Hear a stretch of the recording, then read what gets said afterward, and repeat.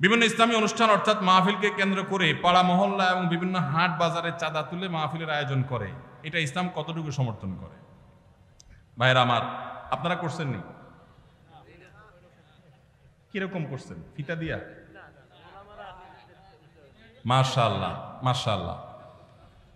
এটা একটা মেসালি মাহফিল। এই মাহফিল এটা হয় নাই, আল্লাহ শুকর। আমাদের যখন আমরা মাহফিল করতাম, এখন তো মাহফিল করি না আমি, যখন আমি মাহফিল করতাম আমার একটা ফর্ম ফিল আপ করতে হইতো। ওখানে 12-13টা শর্ত দেওয়া থাকতো, এর ভিতরে একটা হলো এইটা। আমরা লিখে দিতাম যে এই মাহফিলের টাকা কিভাবে জোগাড় হবে সেটা আমাদেরকে বুঝাতে হবে আগে। এরপরে এই রাস্তাঘাটে গণকালেকশন হবে কিনা এটা আমরা জানতে চাইতাম। যদি হয় সেই মাহফিলে আমরা যেতাম না। দেখুন, একটা সময় আমরা যখন মাদ্রাসায় পড়েছি, মাদ্রাসা চালাবার জন্য ওস্তাজদের সাথে আমরাও কালেকশনে বের হয়েছি।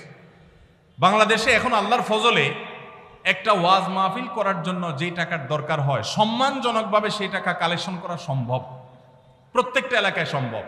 কিছু মানুষের খাসলত আছে যে রাস্তাঘাটে নামাজ ছাড়া তাদের কোনো কাজ হয় না। মাদ্রাসা ছোট ছোট বাচ্চাদেরকে দিয়ে বা নিজেরা রাস্তাঘাটে গাড়ির গতি থামায়া আপনি মানুষের কাছ থেকে চাঁদাবাজি করছেন, এটা আল্লাহর দ্বীনকে অপমান করার শামিল। আপনাকে বলে কি লাখ টাকার বক্তা হায়ার করার জন্য?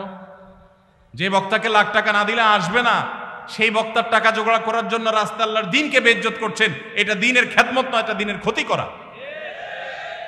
আল্লাহ আমাদেরকে বোধোদয় যেন হয় সেই তৌফিক দান করুন। ভাইরা আমার, যতটুকু লোড নিতে পারবেন ততটুকু করবেন। কে বলেছে? আল্লাহ আপনাকে বলেছে যে তুমি একেবারে সবচেয়ে ভাইরাল হুজুম নিয়ে আসো যে লাখ টাকার বান্ডিল ছাড়া যাবে না? কে বলছে? অনেক মুখলেস ওলামা একরাম আছেন, সাদামাটা কথা বলবেন। হেদায়েতের মালিক কে? আল্লাহ রাব্বুল আলামিন। আমাদের পূর্বসূরীদেরকে দেখবেন অনেক সহজ সরল কথা বলেছেন, হাজারো মানুষে হেদায়েত হয়ে গেছে। কত মায়ের পেছের কথা আমরা বলি, হেদায়েত মানুষের হয় না, জোয়ার হয়, হেদায়েত হয় না। আল্লাহ আমাদেরকে সেরকম মাহফিল করার তৌফিক নসিব করুন। আদর্শ মাহফিল করতে গিয়ে আল্লাহর দ্বীনকে কখনো বেইজ্জত করব না ইনশাআল্লাহ। আস-সুন্নাহ ফাউন্ডেশন, উম্মার স্বার্থে সুন্নাহর সাথে।